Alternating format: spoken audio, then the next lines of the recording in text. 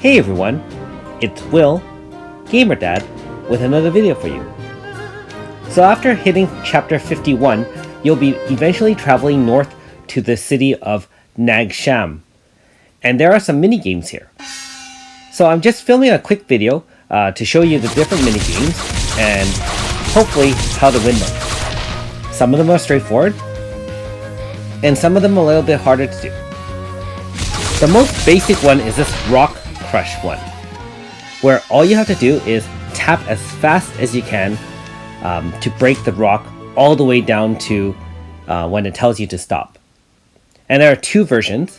One is for a single rock, and then the other one is to kill off or break down at least 10 plus rocks. And then there will be a final rock where it takes a lot more hits at the rock to crack down. So no major strategy here, just literally tap as quick as you can. You can use both hands and alternate and tap, tap, tap, tap, tap. I'm sure being that you guys play a lot of mobile and regular games, your tapping or button mashing fingers should be well exercised in order to do this. So again, not too difficult. It does give you a few chrono stones, which is nice. And you also need a bunch of these silver tokens, which you'll eventually exchange within the town for prizes. Now each prize progressively gets more expensive, but at the end of the day, if you buy all of them, you do get a reward as well. Now the bell here is the toughest one to get the timing down by far, so hopefully this part of the video is more relevant to you. So you can see the first couple of hits don't actually hit the bell, and then it starts swinging. So you want to catch the timing of the tap or the hit on the wooden hammer swinging when it goes all the way to the far right side of the arc. And as you are more successful and land multi-hits, it will speed up, which I'll show you here. So when you do it the first time, you get some chrono stones. And after a certain number of hits, you'll eventually get the maximum rewards.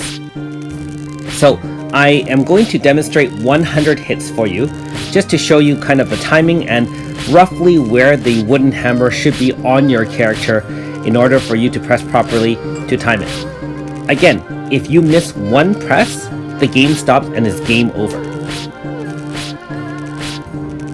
So again, you can see right at the high part of the arc, I press again, and Suzette with her Alconactos is hitting the bell over and over and over again.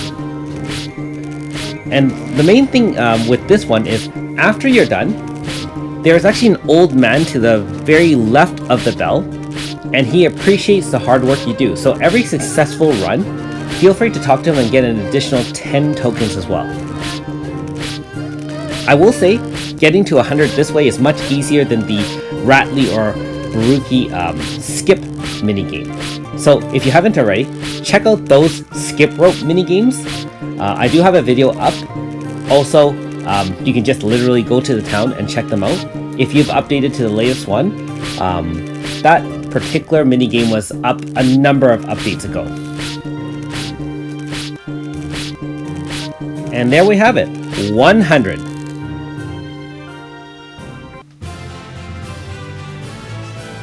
And again, you just get more silver tokens if you do land enough hits.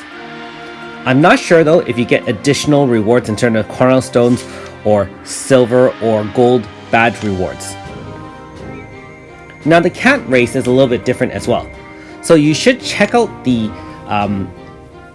I guess the condition of the cats you're up against, as well as Vario's condition as well.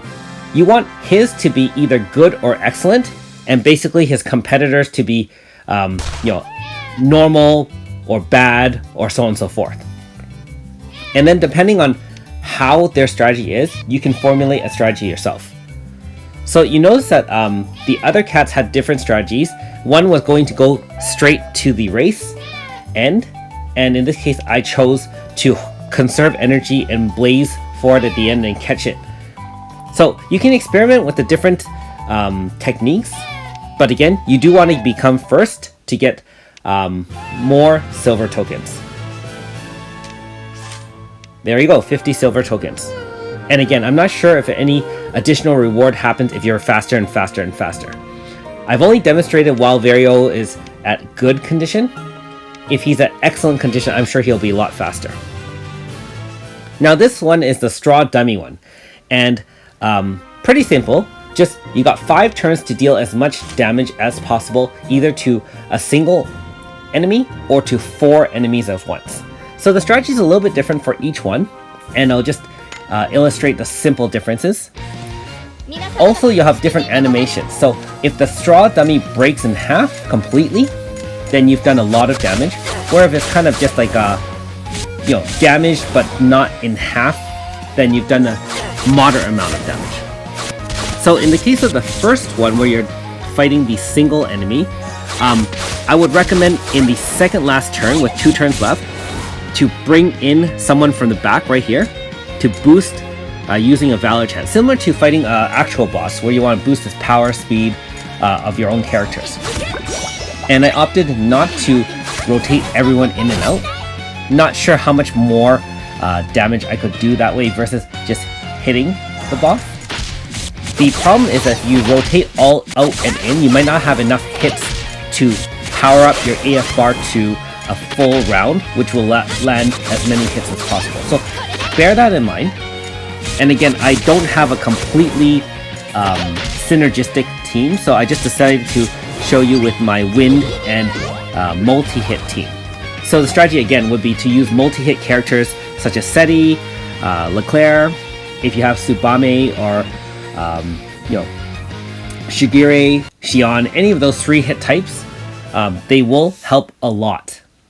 And again, with a single straw dummy, you only need a single target attacks, so that will be fine. Now with the 4 dummy strategy, it'll be a little bit different. So I attempted with this particular team, and again, you can experiment to see if your team does better or if you get even additional rewards. So similarly, bring in half AF bar. Try to use a team with all similar attributes, as well as has many AoE attacks. And the reason why is the damage is calculated by total number of damage dealt to all 4 dummies. And obviously if you use an AoE and hit 4 of them, you're doing a lot more damage than any sort of single target attack. Now keep in mind that Tsubame here is only level 40 something, but she does have 2 times medium AoE that boosts the entire Earth team's damage by 30%. So not too bad, and I imagine that when she gets to level 80, that is why she is an overpowered Earth type DPS character. She will really bring your Earth team damage and shoot it towards the moon. And in conjunction with Nagi AS, which will be coming out in the near future, I mean, I would imagine you can kill off any Earth weak enemy. And you can see, like, as I said, the number of hits I'm landing is significantly more than when I was doing the single target. And you can also see that we got the fist finisher, and our final damage is in the 2 million range. Now, I wasn't able to break all of them. Like I said, I can only break 1 out of 4. So anyways, hopefully that illustrates some of the minigames. Thanks for watching. We'll see you next time.